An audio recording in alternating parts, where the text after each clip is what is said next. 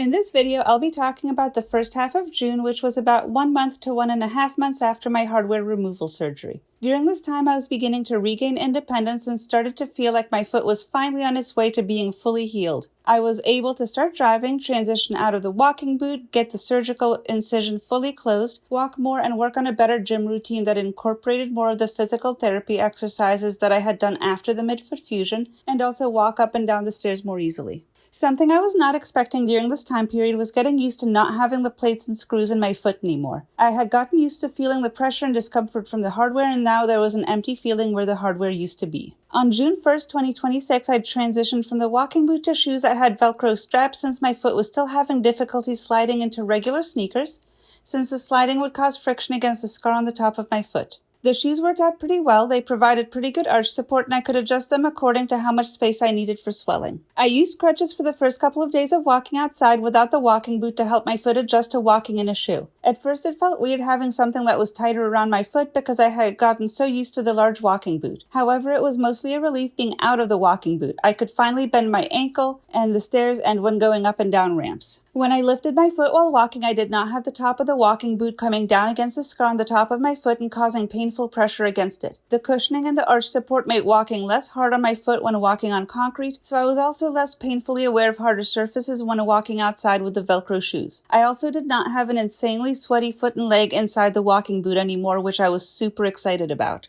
And most of all, the Velcro making the shoes adjustable really felt like a huge game changer. It helps so much with scar irritation and being able to adjust to slight swelling throughout the day.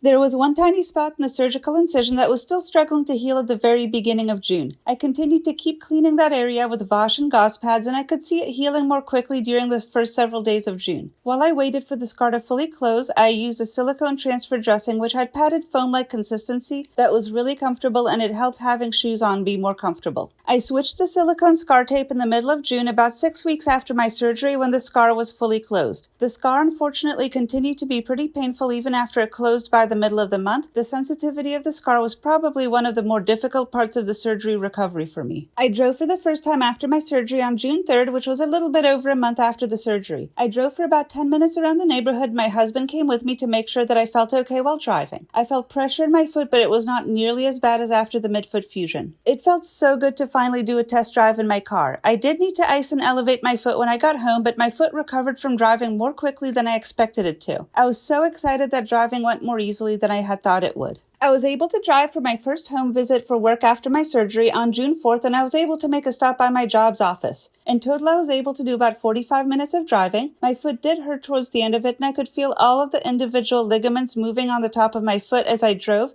which was an off-putting and a weird sensation to say the least, but it was a massive relief not having the irritation of the hardware causing pain and swelling. Once I got home and I was able to ice my foot and ankle recovered pretty quickly from the driving and the time that I had spent out of the house. Getting my foot and ankle used to longer drives for work over the next few weeks, and by longer drives I mean 1 to 3 hours, was agitating for my foot the first few times, and it would take my foot and ankle a couple of hours to recover. However, it still felt much better compared to when I had the hardware in, and ice and elevation helped a lot. Slowly working up a tolerance for driving had me in such a good mood because I had started to feel so trapped not being able to be fully independent. My foot and ankle continued to be very sore after walking, the gym, and driving at the end of the day, but wearing light compression socks in addition to continuing icing and elevation was very, very helpful. I made sure to work on some of the physical therapy exercises that I had learned after the midfoot fusion to help strengthen my foot and ankle. The stationary bike at the gym was something that helped a lot with the stiffness and with range of motion, so I would usually save that for last when I went to the gym. Walking was becoming easier, and I had days that I was able to walk between 2 and 2.9 miles in a day. Usually the day after more walking, I would have to walk a bit less to give my foot a break. By the time that I reached 6 weeks after my surgery, a couple of my friends told me that it looked like I was walking more easily than when I had the hardware still in my foot, which made me feel pretty accomplished. Having my foot not elevated for extended periods of time still caused some minor swelling during the first half of June, but my foot was slowly beginning to tolerate not being elevated for longer periods of time. I usually needed to elevate my foot every couple of hours, which was easy to do with an extra chair if I was out in public. I had my 6-week appointment with my orthopedic surgeon on June 12th. The x-ray showed proper bone healing from having the 4 screws and 2 plates removed, and I talked to the surgeon about getting a referral from some physical therapy, which he agreed would be a good idea for 4 to 6 weeks. Although I knew to expect expect to have to work hard in physical therapy, I was really excited to have the referral to help me continue recovering. Thank you so much for listening to my video. Please feel free to leave a comment to let me know how you all are doing.